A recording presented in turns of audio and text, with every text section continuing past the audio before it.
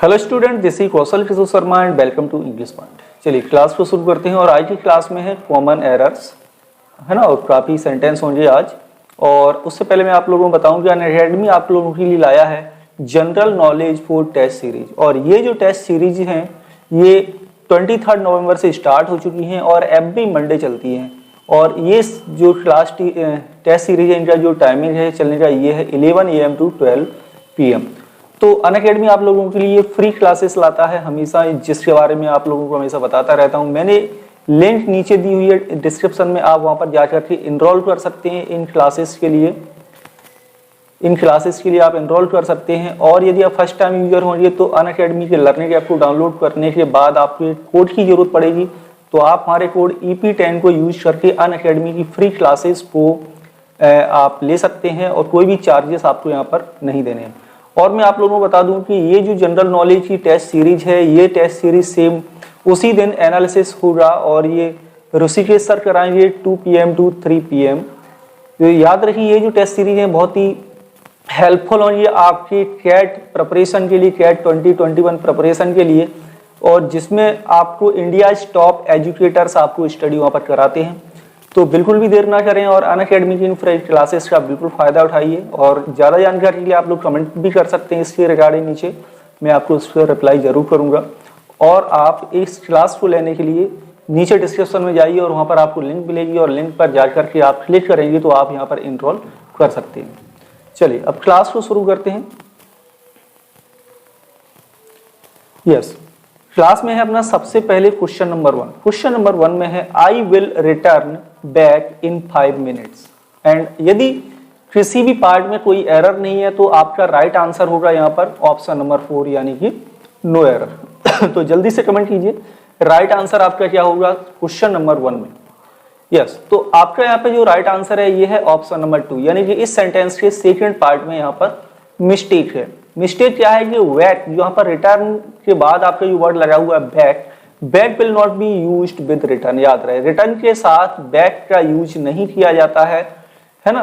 तो बैक का मतलब रिटर्न का मीनिंग होता है कम बैक या गो बैक, ठीक है। तो रिटर्न के साथ आप बैक का यूज ना करें, है ना। रिटर्न का मतलब ही होता है आपका गो बैक, पूरा सेंस हो रहा है गो बैक या कम बैक, याद रखिए।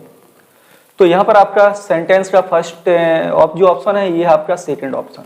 नेक्स्ट है question number 2 and question second में है आइदर एन ऑफिसर और an assistant are required, no error. आपको बताना है जल्दी से कमेंट करके क्या एरर है यहाँ पर। और यहाँ पर जो आपको ध्यान से देखें तो आपको यहाँ पर ये रूल मिलता है सब्जेक्ट वर्ब एग्रीमेंट से रिगार्डिंग, ठीक है, सब्जेक्ट वर्ब एग्रीमेंट। तो यहाँ पर आपका जो एरर है ये है थर्ड पार्ट में। अब थर्ड पार्ट में एरर क्या है तो मैं आपको बताऊं। यहाँ पर ये रूल फॉलो होता है कि रूल कहता है कि जब भी कोई दो नाउन या प्रोनाउन आइदर और से जुड़े हो, किससे जुड़े हो, आइदर और से जुड़े हो, तो इसके साथ यूज होने वाली वर्ब के पास वाले नाउन या प्रोनाउन के अकॉर्डिंग यूज की जाती है। तो यहाँ पर आपका लगा हुआ है एन असिस्टेंट, जो आपका क्या है सिंगुलर काउंटेबल नाउन है। और यहाँ पर वर्ब कैसी यूज हो रही है, यहाँ पर वर्ब यूज हो रही है आपकी प्लूरल, है ना। तो यहाँ पर राइट आंसर हो रहा है कि आपको यहाँ पर यूज करना है इज। तो ये सेंटेंस आपका राइट हो जाएगा। चलिए नेक्स्ट लेते हैं क्वेश्चन नंबर 3 एंड क्वेश्चन 3 में है I have seen him yesterday and no error. क्या होगा राइट आंसर, बहुत ही सिंपल सा कॉमन मिस्टेक है यहाँ पर। तो यहाँ पर हम देखें यहाँ पर आपको मिलता है टाइम, टाइम है यस्टरडे, यस्टरडे क्या शो करता है, यस्टरडे शो करता है आपका पास्ट, यानी कि ये पास्ट का टाइम है। तो यहाँ पर जो एरर है ये है आपका सेकंड पार्ट में। सेकंड पार्ट में कैसे एरर है, इस सेंटेंस को प्रेजेंट परफेक्ट में नहीं बनाएंगे बल्कि इस सेंटेंस को हम लिखेंगे पास्ट परफेक्ट टेंस में। तो यहाँ पे राइट आंसर क्या होगा आपका आई सॉ हिम यस्टरडे, ये होगा राइट आंसर, यानी ऑप्शन सेकंड में होगा मिस्टेक क्वेश्चन नंबर 3। नेक्स्ट है सेंटेंस के be a rainy day we didn't go out, है ना। तो वेरी जल्दी से कमेंट राइट आंसर क्या होगा क्वेश्चन नंबर 4 के लिए। और आई थिंक ये अभी भी क्लास हुई थी उसमें भी आपको ये सेंटेंस इस तरह से मिले थे। और ये सारे सेंटेंस में आप लोग बता दूं कि ओल्ड पेपर में सेंट्रल गवर्नमेंट के वेरियस ओल्ड पेपर्स में आए हुए क्वेश्चंस हैं जो मैंने यहाँ पर पिकअप किए हैं आप लोगों के लिए।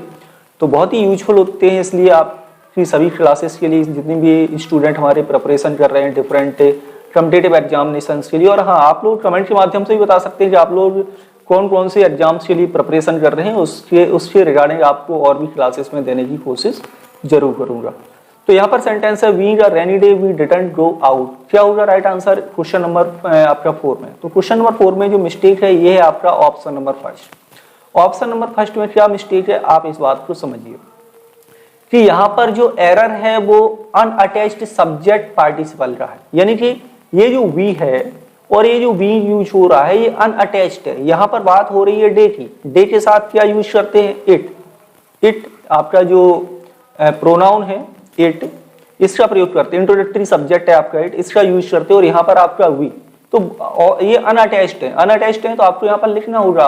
यदि अटैच्ड होते तो फिर कोई प्रॉब्लम नहीं थी, है ना। तो यहाँ पर आप इट का यूज करेंगे, it being a rainy day we didn't go out. इस तरह के क्वेश्चन भी बहुत सारे पूछे जाते हैं एग्जाम से, याद रखिए, है ना। इस तरह के बहुत सारे क्वेश्चंस पूछे जाते हैं कॉम्पिटिटिव एग्जाम्स में, और कोई भी डाउट आए तो कमेंट के माध्यम से जरूर पूछ लेना। यस, तो चलिए नेक्स्ट आज क्वेश्चन लेते हैं।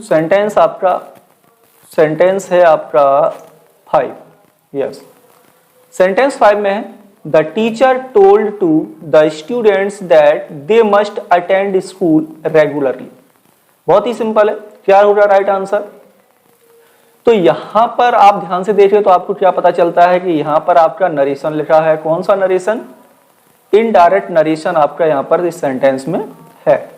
अब इनडायरेक्ट नरेशन में आप, वैसे तो बहुत बड़ा टॉपिक है जो नरेशन का, आपका स्पीच का जो टॉपिक है काफी बड़ा टॉपिक है। तो यहाँ पर देखिए फिर मैं आपको बताता हूँ कि यहाँ पर रूल ये कहता है कि जब भी आपका जो रिपोर्टिंग वर्ब है, रिपोर्टिंग वर्ब क्या है? The teacher told to the students, ठीक है। तो जब भी आप से वर्ब के बाद ऑब्जेक्ट का प्रयोग करते हैं तो आपको टू प्रपोजिशन कंपलसरी यूज करना होता है। बट टेल वर्ब फॉलो नहीं करती टू प्रपोजिशन को, लेकिन टेल के बाद ऑब्जेक्ट आपका कंपलसरी यूज होता है, इस बात को याद रखिए। आप ऐसे कह सकते हो आई से, ठीक है। आप ऐसे भी कह सकते हैं आई सेड टू हिम। आप ऐसे भी कह सकते हैं आई टेल हिम या आई टोल्ड हिम, लेकिन आप ऐसे नहीं बोल सकते आई टेल या आई टोल्ड, ये गलत हो जाएगा। और इसके बाद ऑब्जेक्ट नहीं लगा है फिर भी ये गलत है, यहाँ पर एक ऑब्जेक्ट भी कंपलसरी आपका लिखा जाएगा। तो राइट आंसर है कि आपका फर्स्ट पार्ट में मिस्टेक है। यहाँ पर ये जो टू प्रपोजिशन यूज हो रहा है ये जरूरी नहीं है और यूज होगा भी नहीं यहाँ पर, ठीक है। तो फॉर्मेशन जो आपका सेंटेंस स्ट्रक्चर उसमें याद रखिए कि टेल वर्ब के बाद आपका पर्सन यूज होना है, उसके बाद जो भी कहा गया है वो आपको बताना है, और इनडायरेक्ट नरेशन है आपका यहाँ पर, तो इसलिए आपका यहाँ पर फर्स्ट पार्ट में मिस्टेक था। नेक्स्ट है सेंटेंस 6। सेंटेंस 6 में क्या है? Modern youth pay more attention to seeing films than to reading books. Sentence क्या है आपका? सेंटेंस लिखा हुआ है कंपैरेटिव डिग्री। सेंटेंस क्या है? कंपैरेटिव डिग्री लिखा हुआ है। अब आपको बताना है कि modern youth pay more attention, यानी मॉडर्न जो यूथ है बहुत ज्यादा अटेंशन लेते हैं किसकी बजाय? Seeing films than to reading books. Yes, right answer बताइए जल्दी से। राइट आंसर क्या होगा क्वेश्चन नंबर 3 में? तो जल्दी से कमेंट करें। तो यहाँ पे राइट आंसर क्या होगा आपका क्वेश्चन नंबर 6 में? तो यहाँ पे जो राइट आंसर होगा ये होगा आपका ऑप्शन नंबर 3। ऑप्शन नंबर 3 में क्या है कि यहाँ पर देखो attention always takes preposition to. Attention के बाद टू का यूज किया जाता है, और जब भी किसी प्रपोजिशन के बाद हम कोई वर्ब का यूज करते हैं तो वो आपका प्रेजेंट पार्टिसिपल फॉर्म बनता है, यानी वर्ब में आईएनजी फॉर्म, ठीक है। तो यहाँ पर आपका सीइंग यूज हुआ है। अब कंपैरिजन सीइंग एंड रीडिंग में हो रहा है, तो यहाँ भी देखिए देन के बाद टू प्रपोजिशन है ना, देन टू, तो यहाँ भी आपका यूज होगा रीडिंग बुक्स। तो राइट आंसर है कि आपको यहाँ पर टू रीड के स्थान पर क्या यूज करना है? टू रीडिंग रिप्लेस कर देना है टू रीड के स्थान पर, और ये सेंटेंस हो जाएगा आपका correct question number 6। Next question है क्वेश्चन नंबर 7, और क्वेश्चन 7 में है ओल्ड हैबिट्स डाई हार्डली। चलिए बहुत ही छोटा सा सेंटेंस है, लेकिन आपको समझ में आएगा कि यहाँ पर क्या प्रॉब्लम हो रही है। जल्दी से कमेंट करें क्या होगा राइट आंसर क्वेश्चन नंबर 7 में। और बेसिक क्वेश्चन है, बहुत ही बेसिक क्वेश्चन है, इजीली समझ में आ जाएगा। ठीक है, जल्दी से कमेंट कीजिए क्या होगा राइट आंसर क्वेश्चन नंबर 7। तो यहाँ पर जो राइट आंसर है ये आपका ऑप्शन नंबर 3, यानी यहाँ पर ये जो हार्डली यूज हो रहा है, तो हार्डली क्या है आपका यहाँ पर एडवर्ब, लेकिन हार्डली यहाँ पर एडवर्ब नहीं बनना, यहाँ पर आपको हार्ड लिखना है। हार्ड ही आपका एडजेक्टिव होता है, हार्ड ही आपका एडवर्ब है, ठीक है, जो किसे मॉडिफाई करता है, जो वर्ब को मॉडिफाई करता है। यहाँ पर डाई को मॉडिफाई कर रहा है हार्ड, तो hard is the right option, यानी हमें रिप्लेस कर देना होगा हार्डली को हार्ड से, राइट आंसर हो जाएगा। तो याद रखिए कि old things die hard means to take a long time to change, यानी कि इसका मतलब क्या होता है, एक लंबा समय लेना चेंजेस में, है ना, या और ईल्ड इट इज यूज, इस तरह से सेंस आपका निकल जाएगा क्वेश्चन नंबर 7। यस, नेक्स्ट है सेंटेंस 8, और सेंटेंस 8 में है I have been studying since 4 hours. चलिए करिए, कमेंट कीजिए जल्दी से क्वेश्चन नंबर 8 में राइट आंसर क्या होगा, क्वेश्चन नंबर 8 में राइट आंसर क्या होगा। तो यहाँ पर आपका जो एरर है ये देख लीजिए, आप टेंस के रिगार्डिंग आप बोल सकते हैं, प्रोपोजिशन बोल सकते हैं, करिए जल्दी से कमेंट कीजिए राइट आंसर क्या होगा।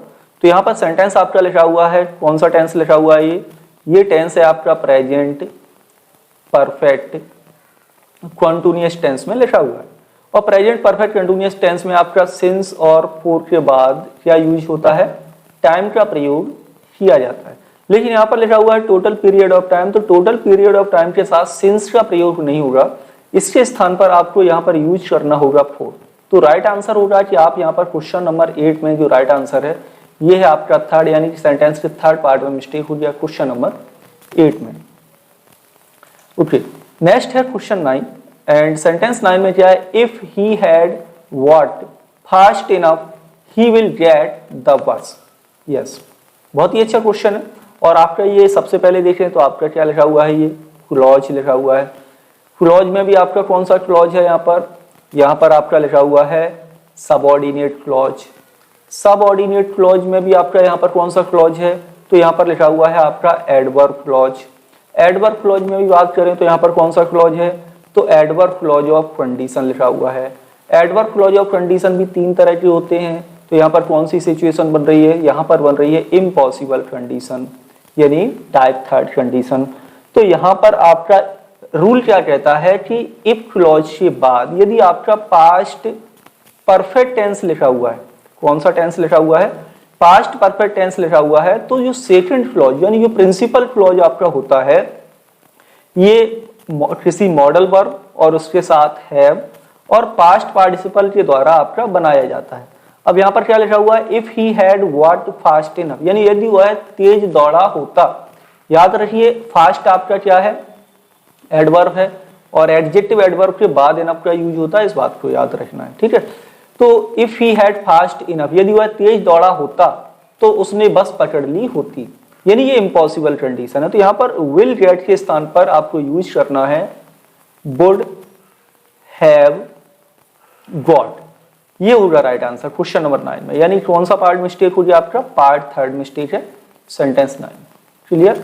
नेक्स्ट है सेंटेंस आपका 10, और सेंटेंस 10 में क्या है कि speakers after speakers came on the stage to perform. Right answer क्या करना है आपको, राइट आंसर यहाँ पर आप जल्दी से बताइए कौन से पार्ट में है मिस्टेक। और यहाँ पर रूल क्या कहता है, रूल कहता है सब्जेक्ट वर्ब एग्रीमेंट में आप पढ़ सकते हैं इसे। रूल क्या कहता है, रूल कहता है कि जब भी कोई दो नाउन, कितने नाउन, दो नाउन या दो से ज्यादा किसी प्रपोजिशन से जुड़े हों, सॉरी किसी यानी दो सेम नाउन किसी प्रपोजिशन से जुड़े हों, तो ये जो नाउन है ये हमेशा सिंगुलर यूज होंगे। कैसे यूज होंगे, सिंगुलर यूज होंगे, और इनके साथ जो वर्ब का यूज किया जाएगा ये भी आपका सिंगुलर यूज किया जाएगा वर्ब। तो स्पीकर्स के स्थान पर आपको स्पीकर लिखना है, ठीक है। तो यहाँ पर पास्ट इंडेफिनिट है तो हमें ऑक्सिलरी वर्ब का यूज तो करने की जरूरत नहीं है, वर्ब की सेकंड फॉर्म आपका यहाँ पर लिखा हुआ है। तो यहाँ पर आपको एस इनमें से हटाना है और ये सेंटेंस आपका हो जाएगा राइट क्वेश्चन नंबर 10 में, ठीक है। कोई डाउट हो तो कमेंट के माध्यम से जरूर पूछ लेना।